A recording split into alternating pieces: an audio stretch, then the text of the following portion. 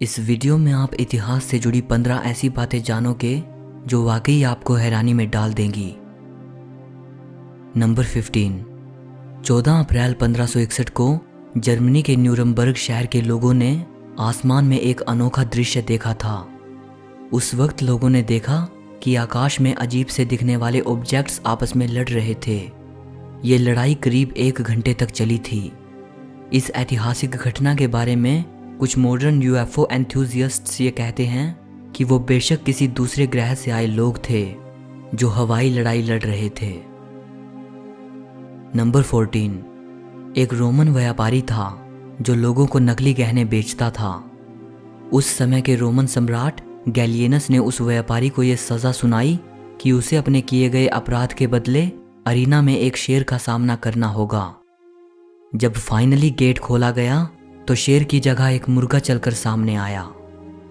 इस घटना के बाद सम्राट गैलियनस ने यह कहा था कि यह व्यापारी लोगों के साथ धोखा करता था, सो इसीलिए हमने भी इसके साथ ऐसा ही किया।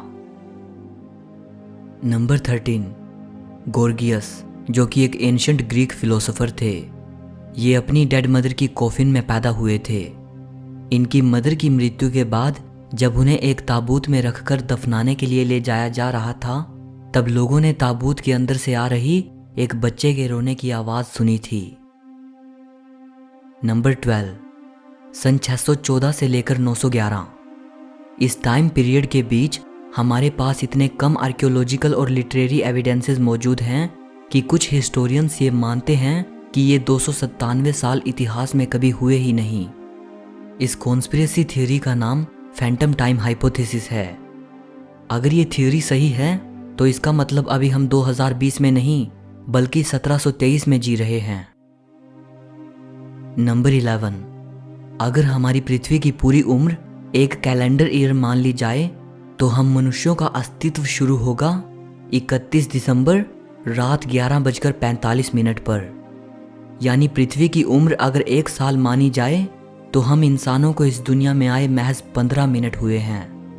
इससे पता चलता है कि हम इंसान कितने नए हैं इस दुनिया में। और जब हमारा वजूद नहीं था उससे अरबों साल पहले भी यहाँ लाइफ एग्जिस्ट करती थी और करीब 1 अरब साल तक हमारी पृथ्वी पूरी तरह वीरान रही, ऐसी अवस्था में जब यहाँ कोई जीवन नहीं था। नंबर 10। लेट 19th सेंचुरी में हेडलेस फोटोग्राफी एक पॉपुलर ट्रेंड था।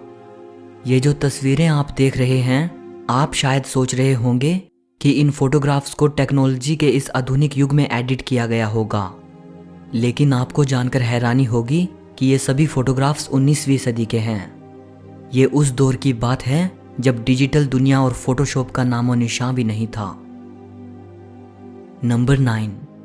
19वीं और 20वीं सदी में वैलेंटाइंस डे के दिन बहुत से लोगों को उनके सीक्रेट हेटर्स द्वारा बेहद बेइज्जती भरे मैसेजेस मिलते थे। इसे विनेगर वैलेंटाइंस कहा जाता था। नंबर 8।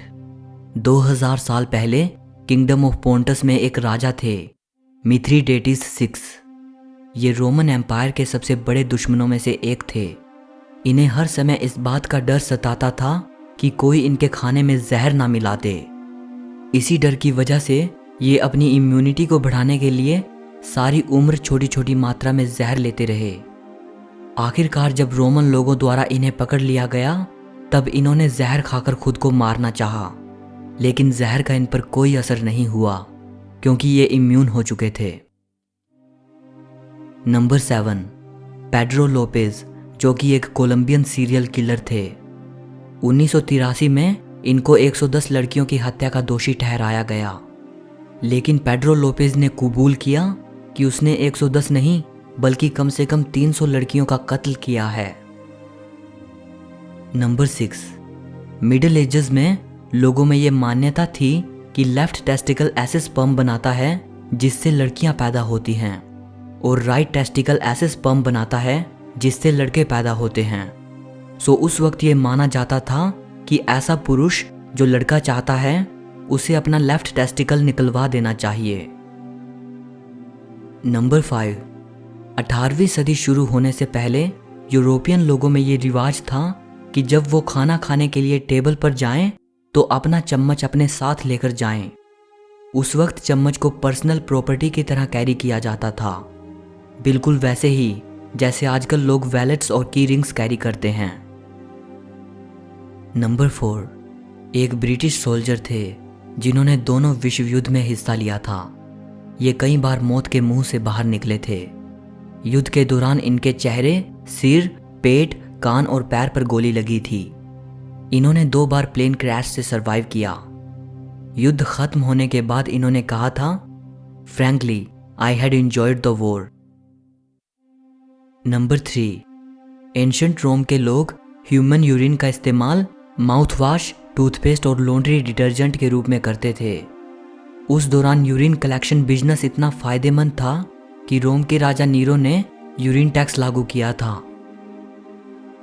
नंबर 2, एंशिएंट रोम में ऐसे सिक्के होते थे जिन पर सेक्स सीन्स दर्शाए गए होते थे। इन सिक्कों का इस्तेमाल प्रोस्टिट्यूट्स को पे करने के लिए किया जाता था। इन सिक्कों को स्पिंस्ट्रिया कहा जाता था। नंबर 1, 1974 में ल्यूबैंग आइलैंड के जंगल से एक जापानीज सोल्जर निकलकर सामने आए। इनका नाम हीरो ओनोडा था। ये पिछले 29 साल से ल्यूबैंग आइलैंड में छिपे हुए थे, यानी तब से छिपे हुए थे जब दूसरा विश्व युद्ध चल रहा था। इनको विश्वास ही नहीं था कि इनके देश जापान ने 1945 में ही सरेंडर कर दिया था। सो इस वीडियो के लिए इतना ही। अगर आपको वीडियो अच्छी लगी हो तो लाइक और शेयर ज़रूर करना, और हिस्ट्री से जुड़ी ऐसी ही वीडियो देखने के लिए चैनल को सब्सक्राइब करके घंटी को दबा देना। सो मिलते हैं अगली वीडियो में।